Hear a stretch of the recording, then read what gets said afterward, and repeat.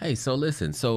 Uh, earlier, well, last year when the freeze happened, I did not wrap my plants, and so they all died.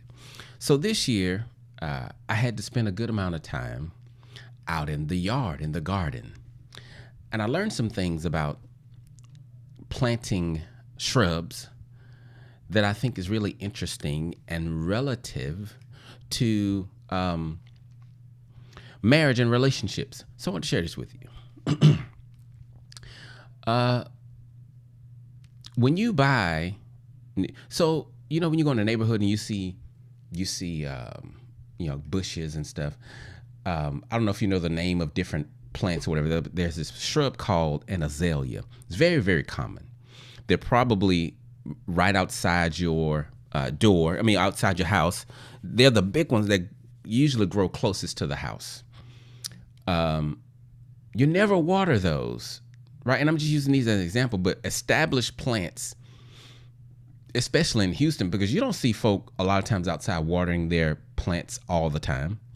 Their shrubs. Something is. I just came out the garage and I'm sure I got sawdust in my eyes, but I wanted to give you guys this message. And so, the plants in Houston, in the Houston heat, why don't they need all of the water?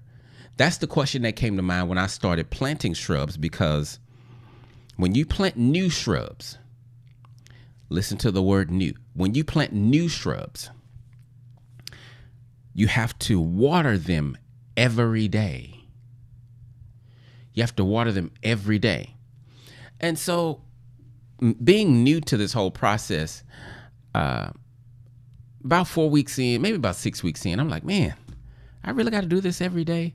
So I wanted to look up online why I have to do this every day. And so I saw a YouTube video and the lady explained it. And basically, she says for the first year, you water your plants, your shrubs, every day. You won't see much growth above ground. That was my frustration. Like, I'm watering every day, and I'm like, they're not growing. Like, when are they going to start looking like the other ones? So anyway, she says in that first year, you will not see a lot of growth above ground. What's happening is all of the growth is happening underground, where the roots are strengthening themselves, thickening up and strengthening themselves. I said, that's interesting. Okay, so the shrub is growing, but it's growing underground. It's strengthening its roots so that in the next year, when the roots are strong, this is good to me. When the roots are strong, then the above ground part can grow, and because the roots are strong, it can withstand the Houston heat with less water. You don't have to be as delicate with it, watering it every day, because now the roots are strong. That got me to I was thinking about that today, and it got me to thinking about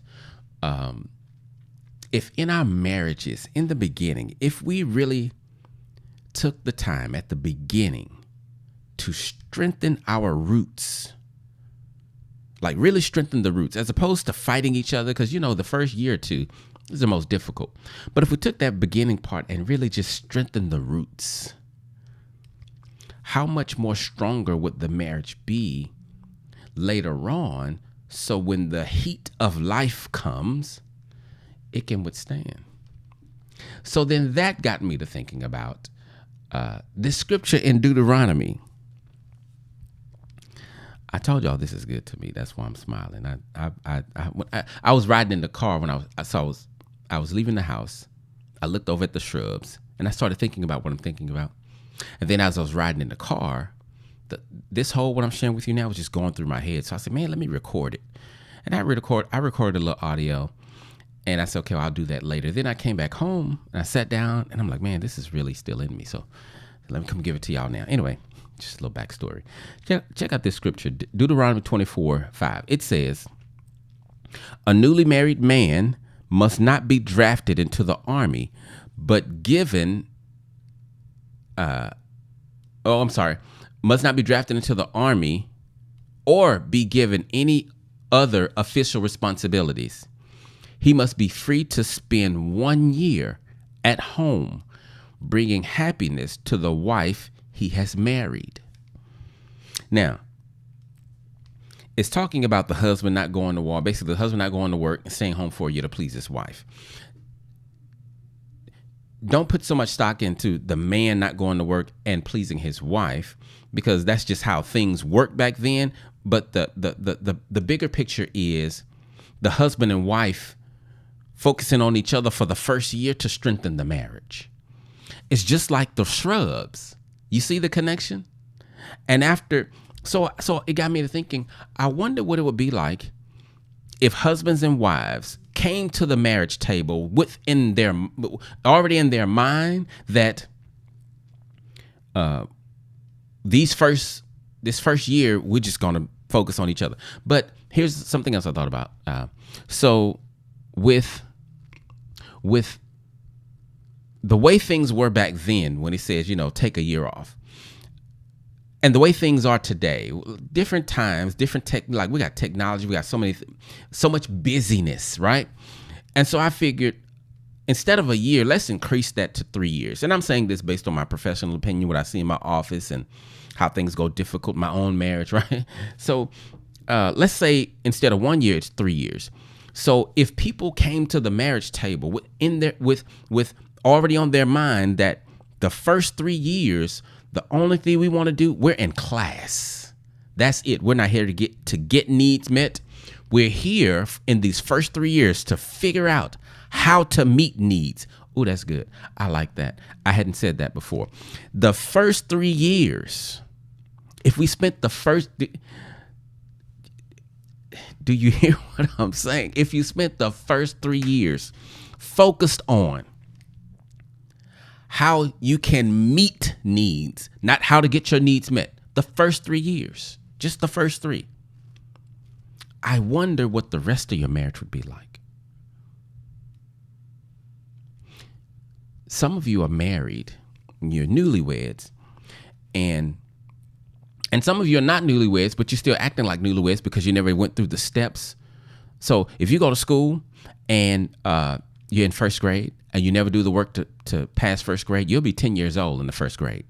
So some of you guys are still like newlyweds, even though you've been married a lot of years, but you haven't really passed the early stages of marriage. So anyway, let's say when you first get married, anything that you do, you're going to do it the worst when you first do it. Whatever, the first time you rode a bike, that was the worst you ever rode a bike. The first time you wrote an essay, the first time you do something, you're going to do it the worst. You get better as you go. Marriage is no different. So when you get married, you're going to do it the worst when you first start. So I would call that elementary school, right? So let's say, have any of you ever gone to kindergarten for the first time? Right? Have you ever gone to kindergarten for the first time? Yeah. When you got to kindergarten, you didn't know how to do kindergarten stuff until you got there. I mean, outside the little stuff your mama taught you, count ABCs, 1, 2, 3s, whatever. But when you got to kindergarten, you learned kindergarten stuff. Not third grade stuff, but kindergarten stuff. And then when you got to the first grade, you learned a little more. And then second grade, you learned a little more, right? Have you ever been, do you remember being in elementary school and seeing middle school kids as almost grown, like, man, those big kids?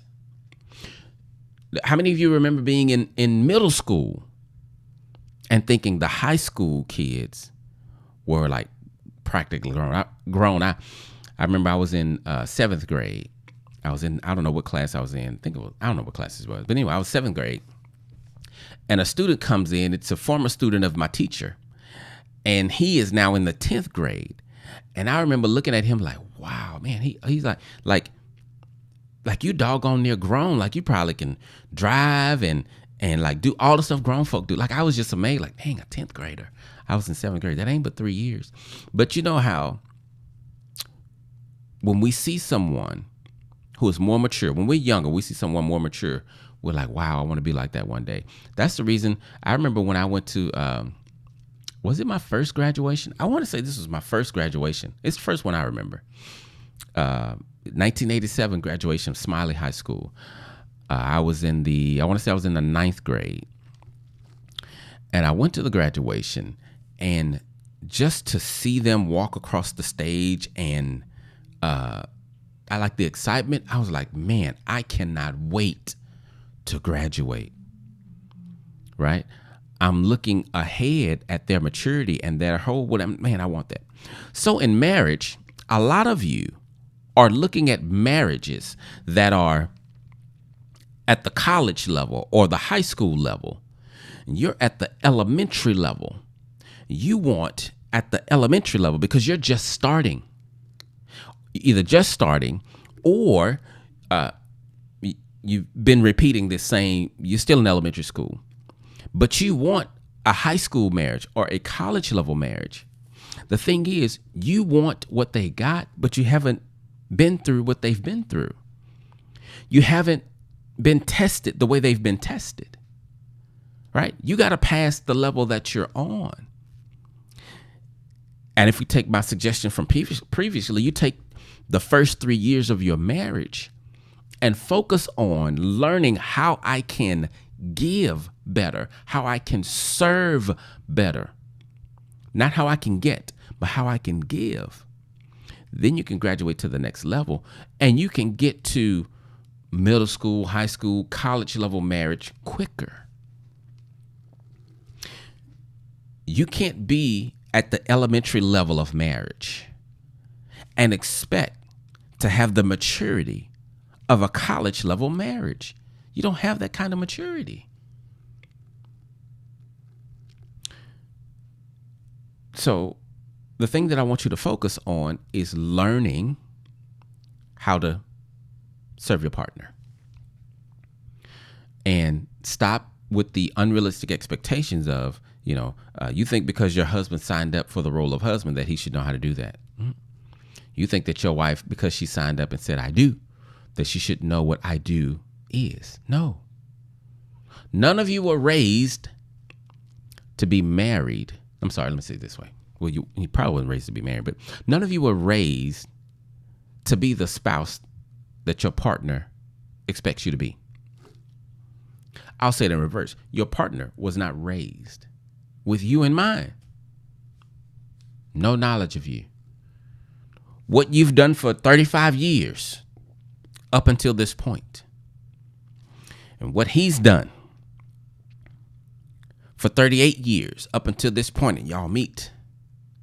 Those 30 plus years behind you is going to heavily influence, if not direct, how these next few years go.